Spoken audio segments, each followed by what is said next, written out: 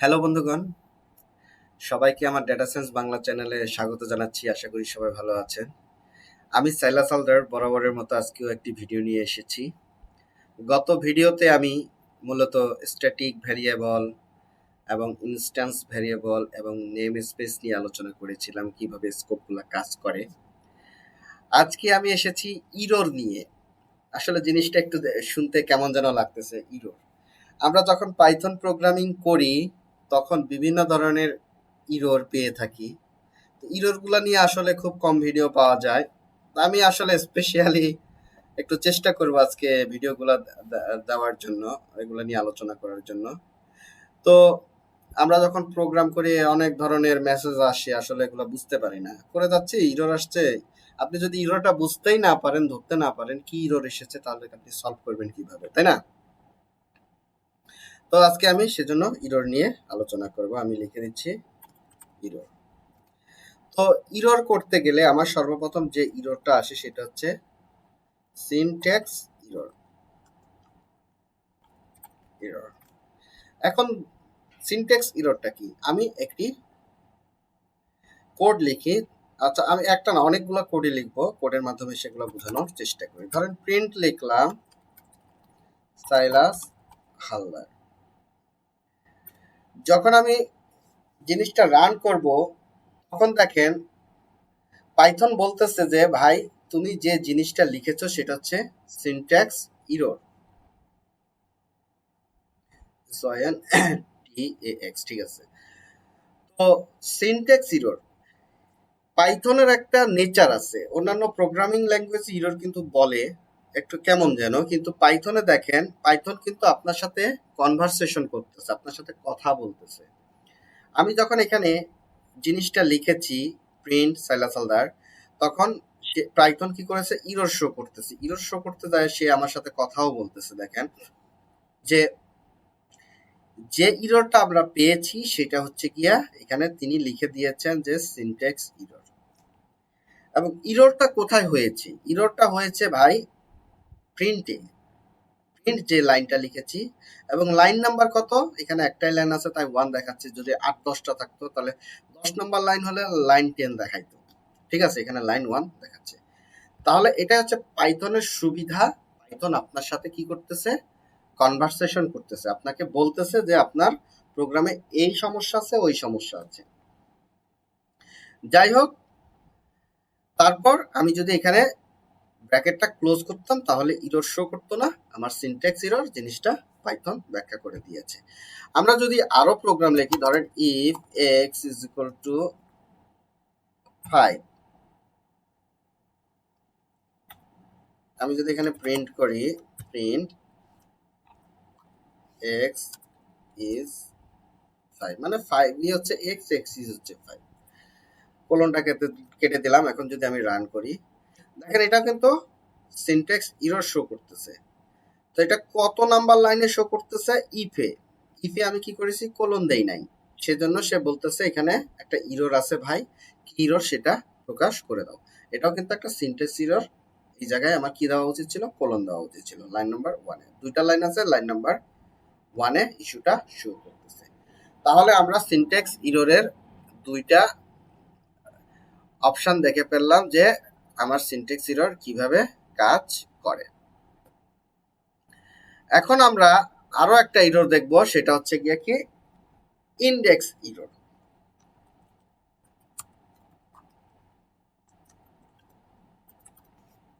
Index error, index ইররটা কিভাবে কাজ করে? আমরা ইন্ডেক্সিং যে পার্টগুলো আছে সেগুলো আমরা দেখেছি। আমরা যখন স্ট্রিং পড়েছিলাম, আমরা যখন টাপল পড়েছি, কোনটা কোনটার সাথে ইন্ডেক্স যায়, কোনটার সাথে ইন্ডেক্স যায় না, আমরা লিস্ট পড়েছি। আপনারা যদি ইন্ডেক্সিংটা বুঝতে না পারেন ওই ভিডিওগুলো দেখে আসতে পারেন, আমি এখানে সংক্ষিপ্ত আলোচনা করব। তো যাই হোক, এখানে আমি লিখলাম এ বা মাই স্ট্রিং, যেটাই লেখেন কোনো সমস্যা নাই। এখানে আমি দিলাম হ্যালো বা সাইলাসই দিই, আমার নামটা অনেক সুন্দর। দিলাম, রান করলাম। রান করার পরে আমি যদি এখন কি করি, প্রিন্ট করি, প্রিন্ট করব কত নাম্বার প্রিন্ট মাই এ এর কত নাম্বার, আমি ধরি এর 3 নাম্বার প্রিন্ট করব, তাহলে কি প্রিন্ট হবে? এর ইন্ডেক্সিং হচ্ছে, হ্যাঁ এর 3 কি আছে, এ আছে, এটা ঠিক আছে, কারণ 0 1 2 3 এ প্রিন্ট হয়ে গিয়েছে।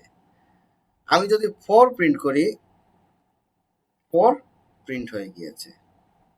আমি যদি 6 প্রিন্ট করি তাহলে কি দেখায় দেখেন, এখন বলতেছে ইন্ডেক্স, অর্থাৎ আমরা ইন্ডেক্সিং জানি 0 1 2 3, এই এ হচ্ছে কি 3 নাম্বারে, সেজন্য এ প্রিন্ট করেছিল। কিন্তু যখন আমি 6 7 10 দিব, কারণ ওই ধরনের লেখনি তো আমার নাই, অত ইন্ডেক্স পর্যন্ত আমি কিন্তু ইনপুট দিই নাই, তাহলে আমি আউটপুট কিভাবে আশা করি? সেজন্য যেহেতু আমার এখানে 6 নাম্বার ইন্ডেক্স নেই, সেজন্য এখানে আমাকে বলে দেওয়া হয়েছে ভাই string index out of range, আপনি এই রেঞ্জের ভিতরে নাই। এখানে রেঞ্জ আছে 5 পর্যন্ত, 0 4 পর্যন্ত, 0 1 2 3 4 4 পর্যন্ত, আপনি তো চলে গেছেন 6 এ, 6 পাবো কই? এটা ইন্ডেক্স ইরর আমাকে পাইথন বলে দিচ্ছে। এবং কোন লাইনের সমস্যা সেটাও বলে দিচ্ছে ভাই, 2 নাম্বারে যে 1 নাম্বারটা যেটা করেছেন এটা ঠিক আছে, এখানে কোনো সমস্যা নেই, কিন্তু এই যে 2 নাম্বারের সমস্যা তীর চিহ্ন দিয়ে সে দেখাই দিছে, লাইন নাম্বার 2, আগে কিন্তু লাইন 1 ছিল।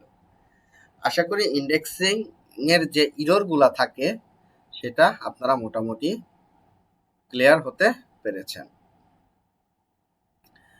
এখন আমরা যে ইররটা নিয়ে আলোচনা করব সেটা হচ্ছে মডিউল। আপনারা পাইথনের মডিউল ইরর সম্পর্কে আপনারা জানেন।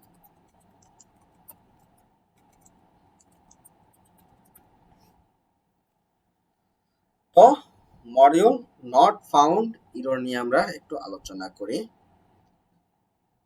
তো মডিউল নট ফাউন্ড এটা কেমন ইরর হয় আমরা একটু দেখি। ধরেন আমি ইম্পোর্ট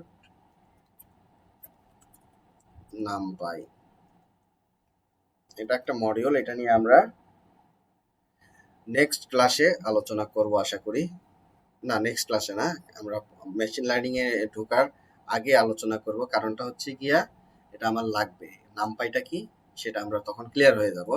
আমরা তো নেক্সট এর জন্য প্রোগ্রামিং, অর্থাৎ আমি যে এতদিন ধরে যে সিরিজটা করেছি তার উপরে প্রজেক্ট বানাইতে হবে না, যে একটা প্রজেক্ট যদি না বানাই তাহলে তো ভ্যালুই থাকে না, তাই না?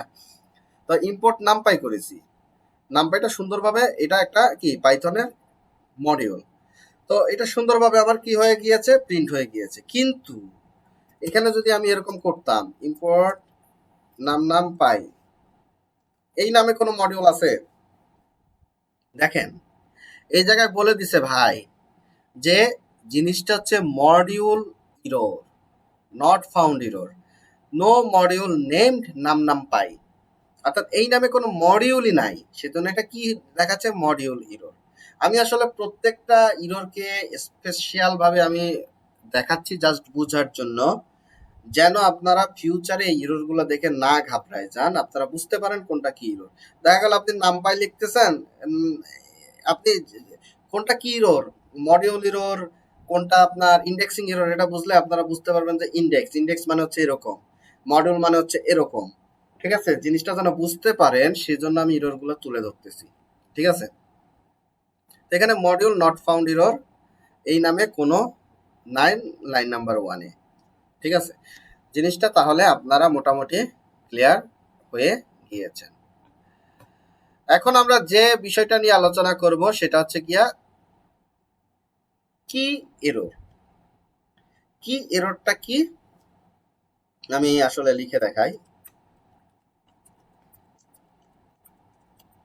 এই এরর গুলো আপনাদের অনেক কাজে লাগবে, এগুলো মাথায় রাখবেন।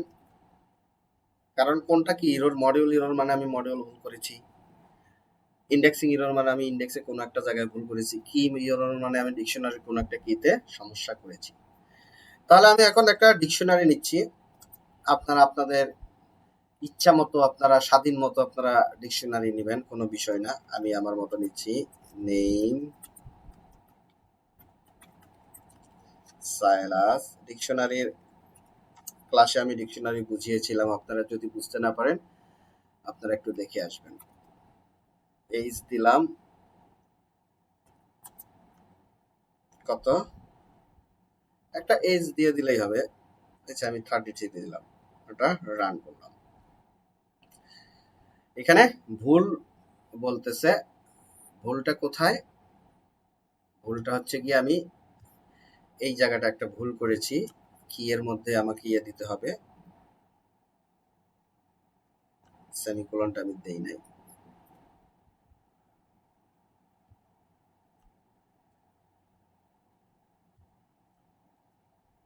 দিয়ে দিচ্ছি, দাঁড়ান।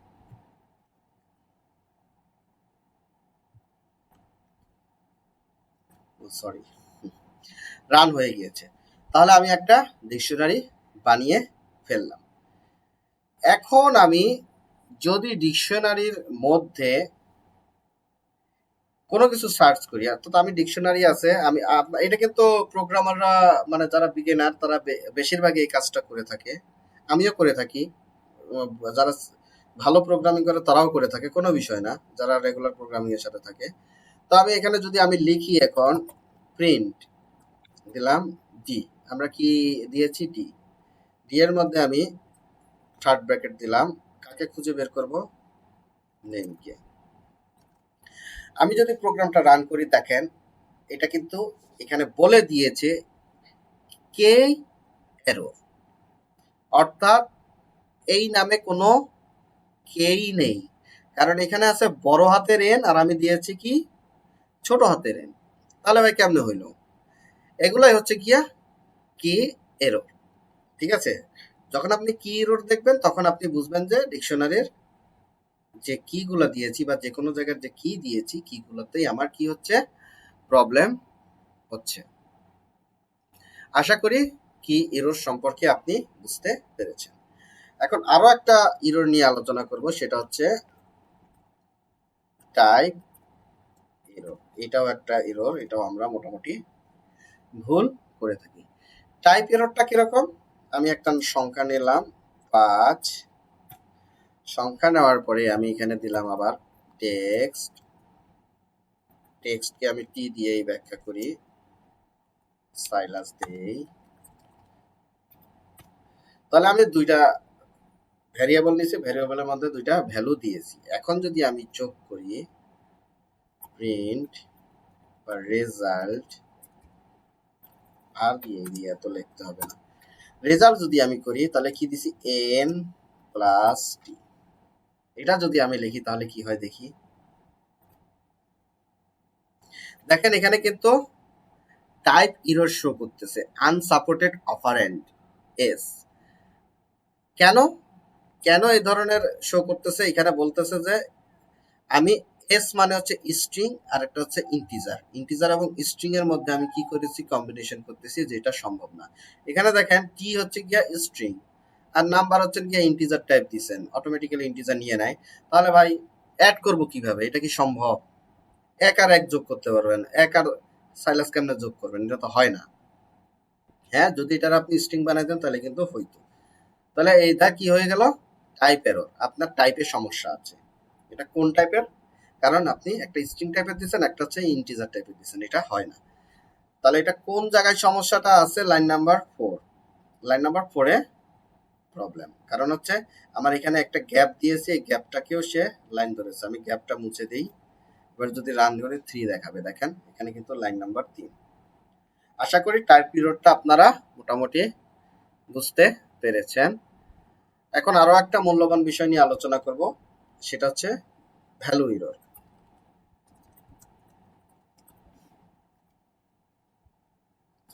ভ্যালু এররটা কিরকম?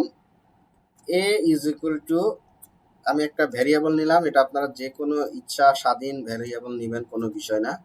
এ is equal to float time নিলাম, এখানে আমি করে দিলাম সাইলাস। এখন যদি আমি রান করি, বলতেছে ভাই এটা তো ভ্যালু এরর, আমি যে ভ্যালুটা দিয়েছি, আমরা এই ফ্লটের ভিতরে ভ্যালুটা দিয়েছি, এই ভ্যালুটা আসলে কোনো ভ্যালু নাই, এটা ভ্যালু না। কেন ভ্যালু না? কারণ আমরা ফ্লোট এবং ইন্টিজার এরকম জাতীয় যদি কোনো অংশ চিন্তা ভাবনা করি সেক্ষেত্রে আমরা ভ্যালু সবসময় আমরা সংখ্যা দিয়ে থাকি, ঠিক আছে, কখনো স্ট্রিং দেই না। তাহলে এখানে আমি ভ্যালুটা কি দিয়েছি, ভুল দিয়েছি। এখানে আমার 5 দেওয়া দরকার ছিল, আমার 10 দেওয়া দরকার ছিল, তবে না আমার ফ্লোট হিসাবে আমি নিতে পারতাম, কিন্তু এখানে আমি দিয়ে দিয়েছি স্ট্রিং, তাহলে এটা তো ফ্লোট হলো না। এটাই আর কি লাইন নাম্বার 1-এ প্রবলেম। আশা করি আমি এতক্ষণ পর্যন্ত যেগুলা আপনাদের দেখিয়েছি আপনারা মোটামুটি বুঝে ফেলেছেন। এখন হচ্ছে আরো একটা ইরর আছে, সেটা হচ্ছে নেম ইরর। এটা খুবই একটা, এটা প্রায় আমরা করে থাকি নেম ইরর। নেম ইররটা কেমন হয় আমি একটু দেখাই। ধরেন আমি ভ্যালু নিলাম কত, 20, ভ্যালু কত নিয়েছি, 20। এখন যদি আমি প্রিন্ট ভি দেই, একটু আমি লিখি ভ্যালু, নেম ইররটা বললে একটু বড় করে লেখা লাগবে, ভ্যালু নেম ইরর, এটা আমি এখনই বুঝাই দিচ্ছি, আমাকে একটু সাজাইতে দেন। প্রিন্ট ভ্যালু, আমি যদি এখন প্রিন্ট দেই, দেখেন এখানে বলতেছে নেম ইরর, অর্থাৎ ভাউল নামে কোনো নেমই সে পাচ্ছে না, কারণ এখানে হচ্ছে ভ্যালু।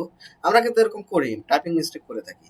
তো এটা কিন্তু আপনার এত বড় প্রোগ্রাম করতেছেন, ওর মধ্যে চট করে মাথায় আসতে হবে যে এখানে কি সমস্যা। নেম ইরর ভ্যালু মানে আমি কোন একটা নামে ভুল করেছি, কোথায়, এই যে দেখেন এখানে ভ্যালু আর এখানে লিখছি ভাউ, তাহলে দুইটা দুই রকম। তাহলে আমরা মোটামুটি নেম ইরর সম্পর্কেও মোটামুটি বুঝে গিয়েছি। এখন সর্বশেষ আমি একটা বিষয় নিয়ে আলোচনা করব, সেটা হচ্ছে গিয়া attribute error. Attribute error, attribute এররটা কি, আমি একটা ভ্যালু নেই ইজ ইকুয়াল টু 10, এখন একটা ভ্যালু নিলাম, তাহলে এখানে কত আছে, 10 আছে। এখন আমি যদি প্রিন্ট করি নাম, sorry, a dot append, A double P E N D, a dot append, এখানে আমি কত দেব, A double P E N D 5 দিব।